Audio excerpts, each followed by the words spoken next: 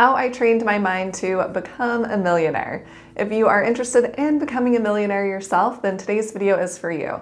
I am going to talk about the 4 different things that I did to train my mind to help me become a millionaire. I am Tiffany Thomas, your wealth mentor. I achieved financial freedom in my 30s and became a millionaire at 40. I'm here to help you do that even earlier and easier and without bias, since I do not work for any third parties. All right, let's dive in and talk about how I was able to train my mind in order to reach that millionaire status. The first thing that I did was to think long term. And I talk about this a lot on my channel because it is so important. This is a major mindset shift that is going to help you, or at least it helped me, become a millionaire. If we can stop focusing so much on the short term and wanting that short-term gratification and switch that over to thinking more long-term and planning out what it is we really want. If it is to become a millionaire, then we can take that long-term approach to building our wealth up to $1 million and even beyond $1 million. And we do that by focusing more on the long term. So instead of thinking, all right, how can I make money overnight? Or how can I increase my income very quickly? If we can start saying, all right, what are things or investments that I can make that will generate income over the long term and continue to grow my wealth, then we are going to actually grow our wealth, because we won't be so focused on just that quick win. We're going to focus on things that are going to help us make that money over the long term. And that is exactly what I did. I knew that the stock market was something that some of my friends were investing in and some of my mentors, and I could see that it was building wealth for them. And so I did research and asked them a bunch of questions about investing in the stock market. And then I actually started investing in the stock market. But I wasn't thinking, okay, I want to make 10 grand overnight. I was thinking, all right, I know this is a long-term strategy that is going to work.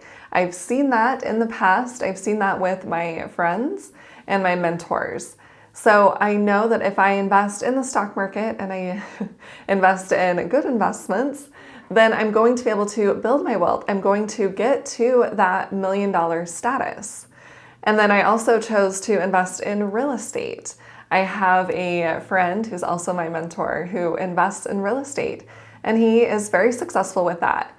And so by seeing him be successful, I knew that I could also be successful. And I had seen other people be successful as well. And so I thought, all right, if I start investing my money in real estate and do it one step at a time and be not focused on the short term, on just trying to make money really fast with real estate, but actually realize that it will make me money over the long term, then I'm able to invest in real estate and continue to invest in real estate because I know it's going to work over the long term. And it has worked over the long term. I've been able to purchase 4 different properties, and I was able to create cash flow from every single one of those properties. And of course, the value of the homes had gone up over time. And I even sold one of those properties. And if you're curious why, I have another video. I will leave a link above. But nonetheless, I was able to build my wealth through those 2 main types of investments and reach that millionaire status, or that millionaire mark. So I was comfortable being patient. I feel like patience is definitely a virtue, and not everyone is really good at being patient. And sometimes I'm not. But I have learned to embrace this virtue more and more as I have grown and learned over the years. And this makes a big difference. If we are able to be patient with especially our investments, with our money situation, we are going to be a lot more successful. If we are just focused again on that short term and thinking, oh, it'll never work, and so we just give up, then for sure it's not going to work. For sure we will never become a millionaire. But if we're able to have that patience and realize, yes, if we continue to invest our money and make progress, then we will get to that $1 million mark. All right, let's move to the second item that I want to talk about. And this one is that I did not spend my money as soon as I received it. I was not celebrating payday and thinking, oh, there's money in my account. I need to go out to dinner with friends, go to the movies, go to a play, just spend it and decrease my balance in my checking account. That is not how I operate. I look at my money and I think, okay, where can I put this money that is going to make me more money? And there are things that I do spend my money on that are not going to make me money. But one of my main priorities was becoming a millionaire, becoming financially free. So when I received money, I paid my tithing, I paid myself first, and then I decided, all right, where else can I put this money that is going to help me reach $1 million or $1 million net worth? And then I would put my money there. For example, I wanted to purchase another property. I wanted to purchase my third property at this time, and I was spending a lot of money on clothing and I knew I didn't need more clothes. And so I made it a point to save up for a down payment on that third property. And that's what I wanted to be spending my money on. I didn't want to just spend it on whatever was just coming up for me or, whatever looked fun at the moment. I really wanted to buy that third property. And so I made it a priority to put my money into investments or into a savings account so that I could build up enough for a down payment on a property. So we really want to be intentional when we are receiving money. We want to have a plan for that money already in place so that we aren't tempted to just spend all of that money and think, oh, where did all of my money go? And then the third item that I trained my mind on how to become a millionaire was to not show off for other people. I wasn't buying really nice handbags or super fancy cars. I wasn't spending my money thinking, oh, I will look really cool if I buy this certain item. That is not what my priority was. And I think by doing that, by realizing that I don't need to show off for people, that's not even something that I want to do, and I don't really care if I have a super expensive handbag. That's just not my personality.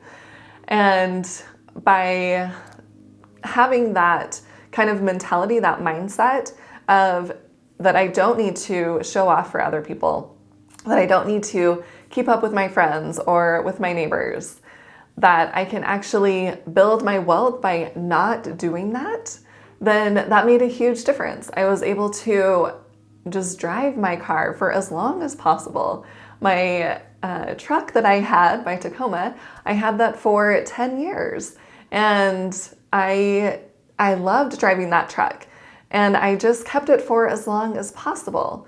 And then when I did purchase a new car, I didn't purchase a car that was way out of my price range or a car that would just look cool to everybody else. I purchased something that I wanted to be purchasing that was practical for me.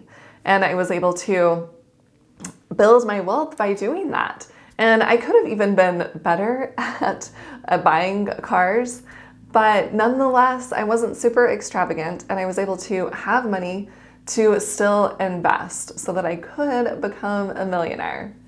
And then the fourth item that I want to share is that I was able to take risks. We are not going to become millionaires by keeping all of our money in a savings account. It is not going to work. I don't know anyone that has become a millionaire by saving all of their money. So we need to take some sort of risk and invest our money, whether that is in the stock market or real estate, or even in a business or other businesses or other investments. We need to take some sort of risk in order to grow our money. And of course, these can be calculated risks. I'm not saying blow all of your savings on one small crypto that is going to make you rich overnight, right? We want to go back to that first item that I brought up, is thinking long term. What is going to work for us over the long term? We don't want to trying to think, oh, how can I quickly become a millionaire? We want to think, okay, what is practical here? What is actually going to get me to millionaire status? And then put our money in those things. And this is what I was able to do. I was super nervous to invest in the stock market. I didn't really understand how it worked. And I did think, oh, I could lose all of my money. I had heard stories from other people that had lost their money, they had lost their retirement. But once I started doing my own research and understanding how the stock market works and realizing that I can invest in really good companies, that is what you're investing in when you're investing in the stock market. If you're investing in stocks, you're investing in companies that are helping the world grow and increasing the economy. And it's not just some abstract thing that you are investing in. It's things that actually exist. It's companies that are really there. And we can do this very smartly and not just, again, try to make a quick win here and there. If you want to know what my favorite stock market investment is, I will leave a link to another video breaking that down. You can check it out later on. But nonetheless, we can be smart with our risks that we are taking, especially when we are investing in the stock market. And then we can grow our money to that $1 million mark, or even with real estate. I personally like to do buy and hold real estate investing. I am not so interested in flipping properties. And I know this works for a lot of people, so figure out what is going to work best for you. This is just my preference.